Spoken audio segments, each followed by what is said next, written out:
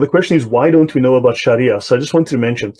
Now, understand, not everything is meant literally. You need to understand it the way they mean it, but we are not meant to know the Sharia, the fiqh, the law of Islam, which is the final interpretation of the Quran and the Sunnah. The Sunnah is not just the Hadith; it's also the Seerah. All of that taken together, plus the Tafsir, all of that mixed and blended, and the best of those opinions and ideas taken together gives you the Sharia, gives you the fiqh. Sharia, the eternal moral laws of Allah, and the fiqh is the application of that. It is not permissible to give directions and the like to someone who is intending to perpetrate a sin, because it is helping another to commit disobedience. So they can never reveal this, any of this Islamic stuff. They cannot reveal it to us because we will use it to insult Islam.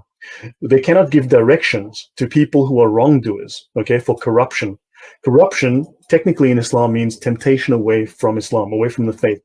And teaching questions of sacred law to those learning it in bad faith who do not want to become Muslims, but for unworthy purposes. So it is forbidden, this and many other laws that forbid Muslims from revealing the Sharia to non-Muslims. Fitna, they speak of fitna. Remember, fitna is worse than murder, according to the Quran, right? Yes. Fitna is just temptation, according to the Sharia or the fiqh. Temptation away from Islam is fitna. Fitna is not corruption as in you do something bad. It's just you're leading Muslims away from Islam, and therefore you must be killed. To kill you is better than you leading Muslims away. And of course, let's do one more thing, permissible lying. After this, I want to talk about, we'll get into some of the miracles of Muhammad. There's a chapter within the Sharia called permissible lying. So, of course, Muhammad says he who settles disagreements between people to bring about good. Now, this is their definition of good. Okay, or peace. This person is not a liar. So a Muslim who tries to convert you or tries to convince you of the good of Islam, this person is not lying. So if they are lying for the good of Islam, they are not lying. Oh, wait.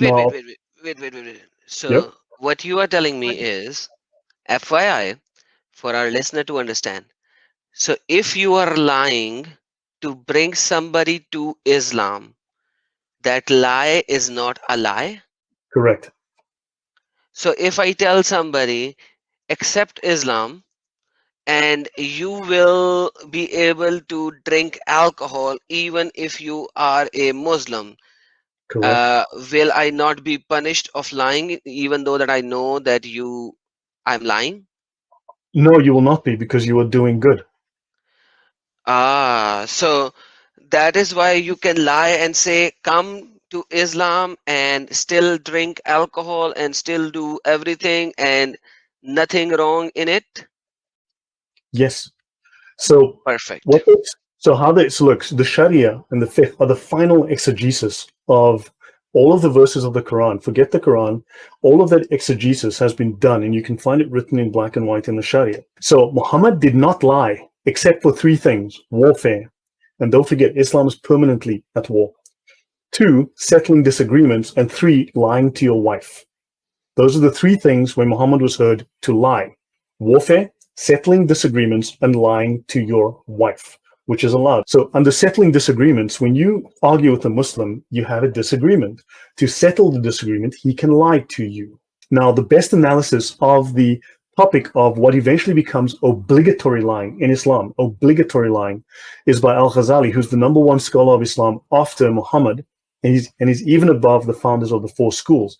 He says, speaking is a means to achieve objectives. If a praiseworthy aim is attainable through both telling the truth and lying, it is unlawful to lie because there's no need for it. When it is possible to achieve such an aim by lying, but not by telling the truth, it is permissible to lie if attaining the goal is permissible. Now, don't forget, it is always permissible to bring people to Allah. It is always permissible to make Islam supreme. So when the purpose of lying is to circumvent someone who is preventing one from doing something permissible, if you're opposing Islam and they are trying to spread Islam and you are opposing them, and the purpose is to circumvent you, then it is obligatory to lie if the goal is obligatory. So by the way, Carolina, this is not called taqiyya. Taqiyya is when you lie in the face of you being about to be killed or punished. That's a separate thing. There's a second definition of taqiyya. There's also tactical deceit for the purposes of spreading Islam. So there's a second definition. They call it something else. Yeah, they call it something else. I forgot the exact name of that. But yeah, so you know, so basically Islam you can lie. And by the way, this reminds me of a 1 minute video. Let me play if you don't mind, because this is what a Arab scholar said in a live telecast. In a live telecast. Check this out, guys. It's in Arabic. The subtitles are there. كان في واحد مسلم بجوار واحد يهودي. فالمسلم كان يرى من اليهود يعني شيء من الطيبه ولو كانت بسيطه، فكان نفسه باي طريقه ان هو يفكر طريقه يخليه يسلم بيها. فراح كلمه وقال له: يا فلان، يعني اليس لك حاجه في الاسلام؟ انت ما نفسكش تسلم؟ قال: والله ما يمنعني من الاسلام الا اني احب شرب الخمر. انا فعلا نفسي اسلم من زمان، بس انا الحاجه الوحيده اللي منعاني ان انا مدمن خمر. فالمسلم ابتكر له طريقه، قال له: خلاص اسلم واشرب الخمر براحتك. طبعا المسلم مش قصده كده طبعا، فقال له: اسلم واشرب الخمر. قال له: خلاص ماشي. فاليهودي Right. اشهد ان لا اله الا الله وان محمدا رسول الله صلى الله عليه وسلم. فقال له المسلم: الان اصبحت مسلما، فان شربت الخمر طبقنا عليك حد الخمر، وان ارتدت عن دين الله قتلناك. فثبت الرجل على دينه ولم يشرب الخمر ابدا بعد ذلك. ودي كانت حيله جميله من هذا المسلم.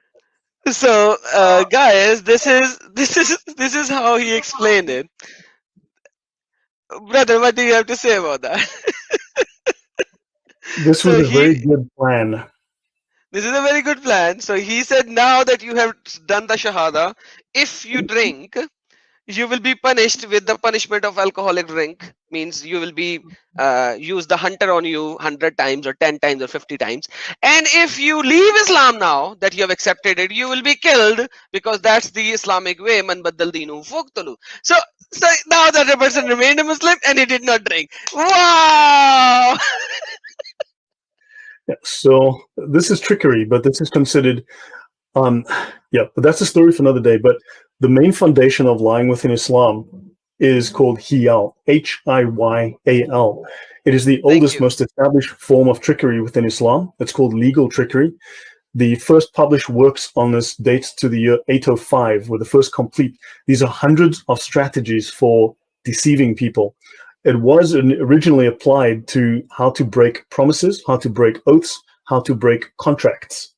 So technically, you're following the letter of the contract, but you can break those contracts by finding ways to word things, to break any oath, any promise, any contract, any agreement. All of these other forms of lying are basically subsets of those, and they all fall under a doctrine called rukhsa. But that's for another day.